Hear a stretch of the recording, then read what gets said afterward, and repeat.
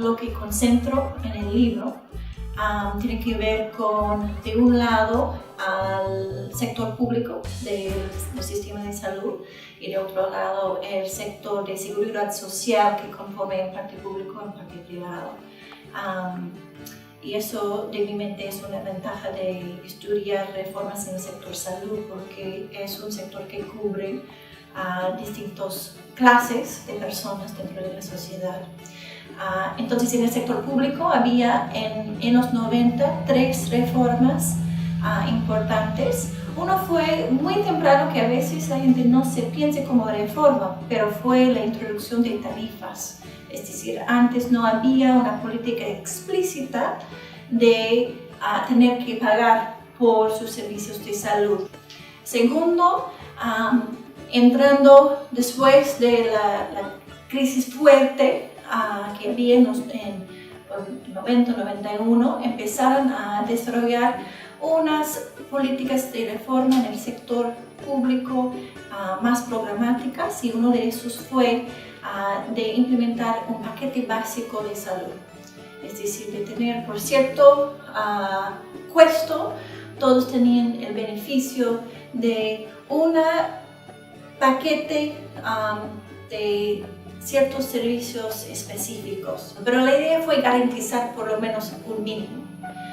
Y la tercera cosa muy interesante que todavía sigue hoy en día es descentralización hacia la comunidad a través del programa de CLAS, Comunidades Locales de Administración en Salud, que fue una reforma que combinaba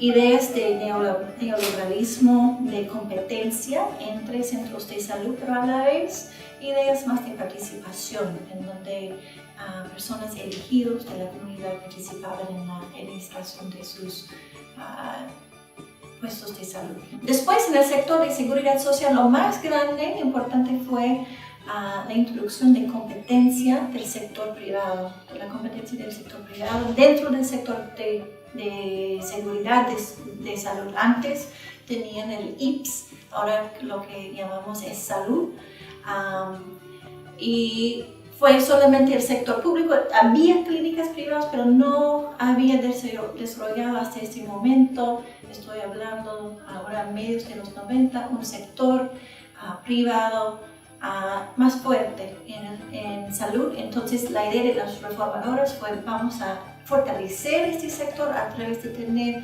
competencia de seguros entre lo privado y lo público.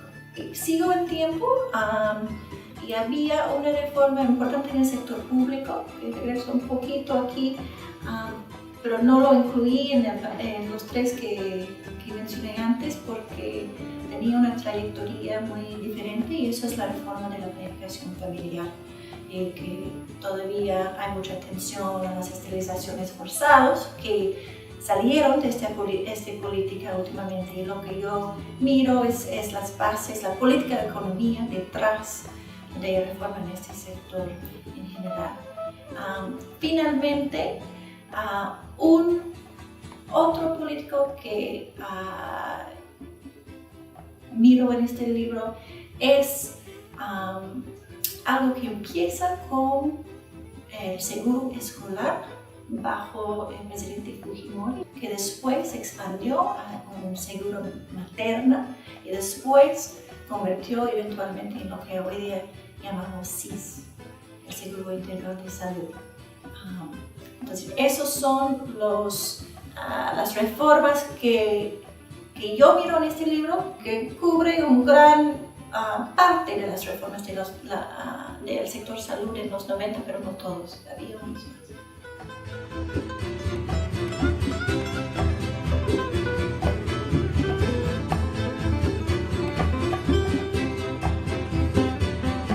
Elegí este en parte porque creo que es una teoría muy útil para entender la historia que contribuyó al contexto en que vemos una reforma. Es decir, que nos ayuda a entender por qué hay ciertos intereses, qué es la historia detrás de eso, que explica por qué, por ejemplo, en el caso peruano, el presidente Fujimori decidió tener básicamente lo que fue una política de Malthus, es decir, una política que priorizaba el desarrollo económico a través del control de la población, en vez de perseguir otra forma de política en el sector de planificación familiar. Y mi argumento es que si veamos la historia en el Perú, desde el siglo XVIII, vemos que las mujeres y la revolución biológica que hacen las mujeres ha sido desde ese tiempo un herramienta en el desarrollo económico del país. No siempre fue control, a veces había una política de intentar de que las mujeres tienen más niños, que sea una política de aumentar la población. Pero vemos este hilo a través de la historia y eso de mi mente ayuda a explicar por qué fue tan fácil por este gobierno de pensar así. Es lo que Paul Pierson llama un aprendizaje, un legado de aprendizaje, como si fuera sentido común, ¿no? Entonces hay distintos tipos de legados, ¿sí? Sean de intereses o aprendizaje, o uno que se llama cerrojo o Lacan effects, ¿no? Cuando el público dice no puedes sacar esta política porque es tan importante para nosotros. Y eso nos ayuda a ver el contexto de un momento de cambio político, de ver quiénes tienen poder y por qué, porque ciertas ideas llegan a la agenda y no otras ideas. No explica todo, pero nos ayuda y para mí fue útil. Lo que yo intento hacer en ese libro es no simplemente usar esta teoría como ha sido usado en el pasado, es decir, de forma en general como estoy explicando ahora, pero también ver cómo estos legados no simplemente explica intereses o explica por qué escogieron cierta política, pero también explican cómo a través del tiempo vemos distinciones de poder. Es decir, porque ciertas clases en la sociedad siguen teniendo poder y parece que a través del tiempo usan su poder para ganar todavía más poder. Mi contribución, creo, teórica, es de usar la teoría de legados políticas, pero poner ahí también una conciencia de distinciones de poder entre clases, de género y de raza.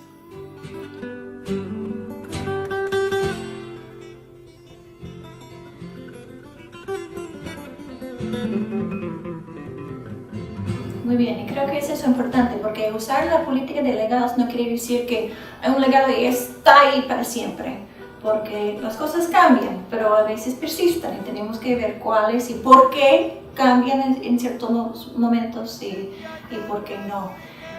Si pensamos en lo que ha pasado en términos de los legados en el Perú a través de las reformas en los 90, uno que se mantiene es precisamente la idea de usar el cuerpo de la mujer como herramienta de desarrollo. En vez de pensar, había un esfuerzo ahí en los 90 para cambiar cómo pensamos en los cuerpos de la mujer, que sea un derecho de ellas de decidir cuántos hijos quieren, cuándo quieren tener estos hijos, y de eso analizo mucho en el libro, pero al final ganó el legado de continuar pensando en el cuerpo de la mujer como herramienta económica en vez de territorio suyo.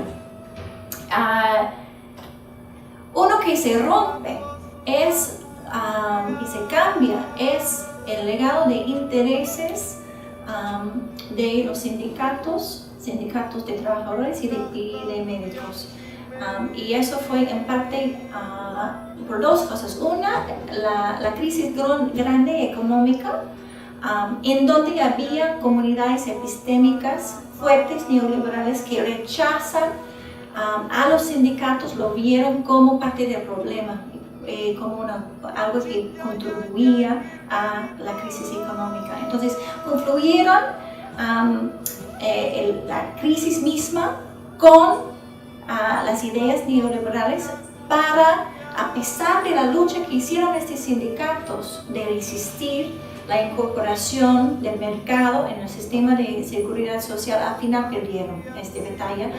Y ahora, aunque todavía son organizados, están ahí, los sindicatos en el Perú por lo general hoy día son mucho más débiles que en el pasado, y eso es un cambio importante. Uno que pienso que es nuevo, que ha salido hablo de dos que han salido de esta coyuntura. Uno es la idea que debe ser un seguro universal para todos, por lo menos en el sector público, y eso es el SIS, el programa de SIS, que a través de varios presidentes ha persistido. Pero tenemos que ver eso, a la idea de tener un seguro más universal, que finalmente salió con el SIS y todavía está en desarrollo, junto al otro legado que es la introducción de la competencia del sector privado en la seguridad social. Y creo que estos dos van un poco en contra, porque cuando tienes un sector privado con unas personas con más privilegio de estar en un sistema de mejor calidad, y otros que no tienen acceso a eso, eso crea brechas, pero también intereses legales difíciles de cambiar en el futuro. En otras palabras, para quitar el sector privado del sistema de seguridad social sería políticamente muy difícil, porque tienes expectaciones del público que están en este sistema, tienes intereses de los aseguradores, difícil que cambies eso.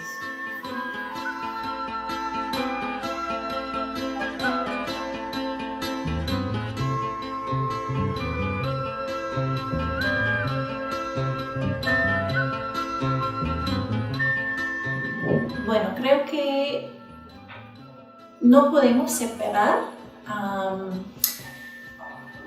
en la vida diaria, la vida real, la experiencia que todos tenemos, y clase en términos de género, a la vez que raza, cultura o etnicidad y clase, en que estas dimensiones de poder intersectan en varias formas en nuestras vidas diarias. Entonces, cuando miramos como cientistas sociales y yo como politóloga a la formulación de políticas y a la vez con la implementación de políticas, yo creo que teniendo eso en mente, que estas dimensiones estructurales muchas veces trabajan juntos, es útil para entender.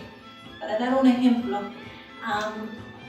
en mi libro, cuando examino el programa del CLAS, de las Comunidades Locales de Administración en Salud, fue un programa muy novedoso, la idea de tener la comunidad involucrada en las decisiones y de esas decisiones reales, importantes.